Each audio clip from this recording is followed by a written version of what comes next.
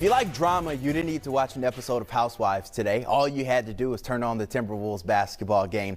Taking on the New Orleans Pelicans in their final regular season game, the Wolves surely gave fans plenty to talk about. Let's start with the game action. Taking on the Pelicans, as I said, Brandon Ingram was in his bag early on. He was having his way with anybody who defended him. He muscled his way for 2 more points. He had 21 in the first quarter. But in the third quarter, the Wolves went on the attack. Mike Conley finds Anthony Edwards, pulls up from 28 feet. It's money. 2-point game. And you know this wouldn't be a Wolves highlight without the star, Karl Anthony Towns. He gets the rebound, he steps back, and he sinks the triple. Minnesota will go on top. Now, with under 2 minutes to play, Pelicans trying to tie the game up. When Anthony Edwards would block a shot, he goes back the other way. He turns it over. But instead of pouting and sulking, he sticks with the play. Gets the steal, the bucket, and the foul. The Wolves hang on to win 113-108. After the game, head coach Chris Finch gave a lot of credit to his star, Anthony Edwards.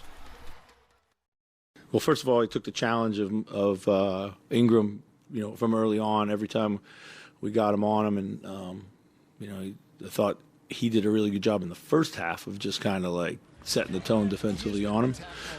They made a ton of big plays, whether it be steals or that incredible block.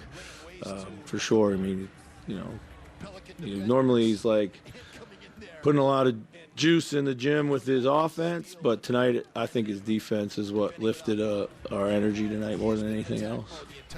Now, as I told you guys in that preview before we showed the highlights, there was a lot to talk about from this Timberwolves game, and I'm not just talking about the action on the court. I'm talking about the scuffles on the bench and the scuffle heading into the locker room. So we have CCO Radio's Henry Lakian to join us. Thank you for taking time on this Sunday night to join us. Always a pleasure to be here. All right, let's start with what we want to talk about first. Rudy Gobert punching his teammate during a game. Is that something you want to see as the playoffs are about to begin in 2 days? Absolutely not. Unacceptable, in my opinion. Rudy, that there's going to get to be heated conversations, right, between teammates. We all understand that. But now is not the time for that. I think it's unacceptable, and it really shows the immaturity of the team overall. Right. We've got some young guys, but when you're talking about the veteran leaders on the team, you shouldn't be having that right now. Especially, they said that reports are saying that conversation stemmed from Kyle Anderson telling Rudy Gobert to go get some rebounds, and then Rudy Gobert telling Kyle Anderson to go score some points. Either way, Rudy Gobert took to Twitter earlier today, and he apologized for what happened. He said that he loves Kyle Anderson and respects him as a teammate, but do they get over something like that fast? Absolutely. I think they do. Okay. I don't think that this lingers. Of course, guys are going to have some hard feelings. Guys are going to, they're going to be in their feelings a little bit. They're going to have some egos. Right. But it's playoff time now. It's time to go ahead and move forward. Now, as I told you guys, there was no shortage of drama today, and so we talked about Rudy Gobert, Kyle Anderson, Jaden McDaniels. He picks a fight with the Wall, and I don't have to give a hint, but I think you guys know the Wall won in this one. He has a fractured hand and is probably out for the playoffs. The Timberwolves, they have not said that just yet, but I'm sure that's certainly the case. Yeah, that goes back to the immaturity that I was talking about. Right. And I love Jaden. Jaden's one of my favorite players on this team, but he has to know better than that. This is the final day of the regular season. Right. You're in a situation where you're going to be in the play-in and you're looking to make a playoff run. Right. You can't do that. You can't afford that. They need you. You're a starter. Exactly. And he's one of the best two-way players on that team. Now, in the league. In the league. You did say that. Now, speaking of immaturity that you spoke of, head coach Chris Finch had something to say about his team following the game. Immaturity. Certainly immaturity, it's been one of our kind of issues all season, been immature at the wrong times. Probably points to why we're, 3-9 or 3-10 against some of the teams that we should be better against. But those days are gone. We got to focus now on what we got and what we can move forward with. And I guess we play the Lakers, so head out there. Now, Coach Finch doesn't work in TV, but that's what we call a tease right there, leading into who the Timberwolves are going to be playing. So, Henry, I want to talk to you about this. Heading in, they knew it was going to be somebody out in L.A. It was going to be the Lakers or it was going to be the Clippers. Well, now they have the Lakers. LeBron James has been playing good basketball. Anthony Davis is back and playing like a superstar.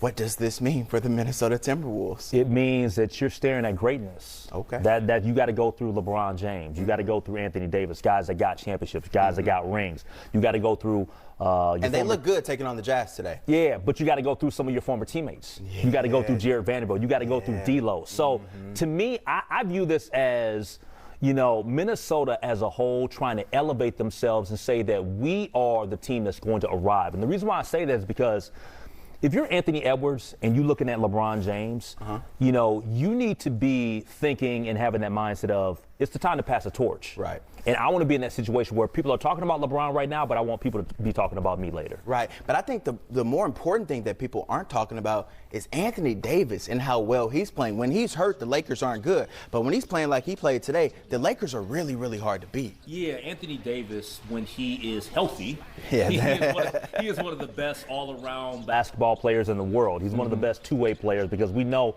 how good he can be defensively as well. But you never know. I mean, from one day to the next, you don't know if Anthony Davis is going to wake up, roll out of bed and be healthy or not. Right. So we'll see how that shakes out. But I definitely feel like, with Rudy having his immature moment today and trying to get into it with his teammate, that he should look at the challenge of taking on Anthony Davis. He should. And I don't know who's going to stop LeBron James. He had 36 points today, and the Lakers 128-117 win over the Jazz. Now, talking about this season, the Timberwolves and Lakers have played each other 3 times this year. The Timberwolves have won 2 of those meetings, but the Lakers most recently won on March 31st.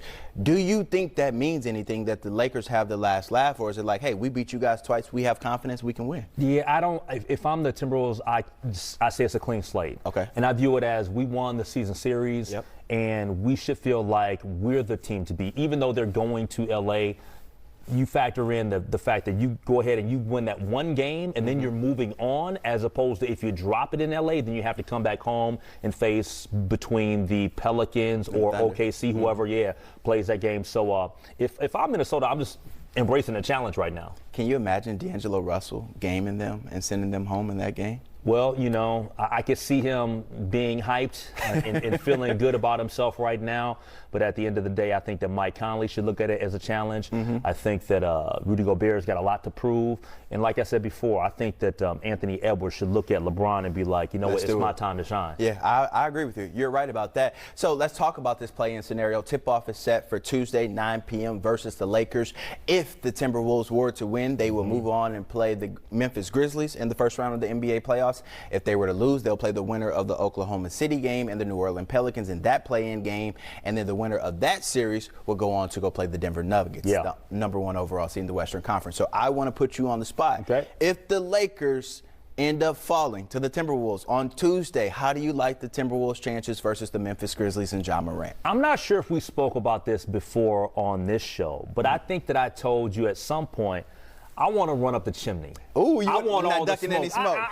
we're not ducking it. Ja's always running his mouth. Right. His dad, T's, always running his mouth. Dylan Brooks. I want Memphis, and to be honest with you, I want to run it back from last year. Right. That was a series in which, quite honestly, I thought the Timberwolves were the better team. Yeah. They just couldn't finish.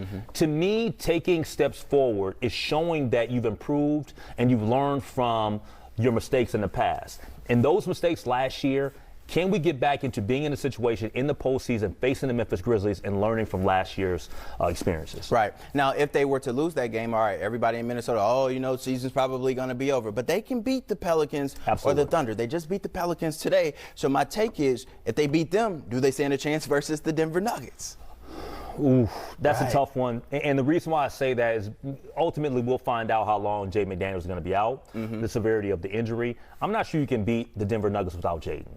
I agree. Just because Denver's got so many weapons. Jamal Murray's back playing Jamal good Murray's basketball. back. I mean, who's guarding the Joker? I mean, he's one of the best players but he's in not the guarding world anybody right on defense either. But still, you can go ahead and pencil him in for a triple-double. That's just going to happen with Nikola Jokic. So I would have to say that in that particular matchup, especially rested, I'm not sure that you're moving past the Denver Nuggets. All right, we have 1 minute left in this first half of the segment, and I'm putting you on the spot. You know how I get down. Okay. Timberwolves do what this week on Tuesday and later on the other play-in game if they lose?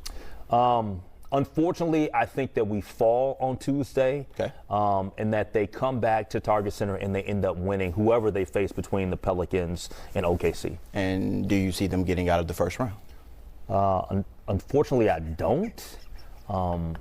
I mean, can we get Nas healthy? No, I don't think that's going to happen. No, probably Is not. Jaden going to be available?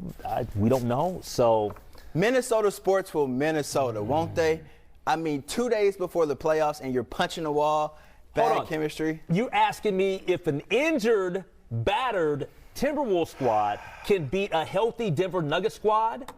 We need to be healthy. So, no, I don't think that's happening. Henry Lake said it best. That's all we have on the Timberwolves. Appreciate your time today. Thank you so much. No doubt, no doubt. So we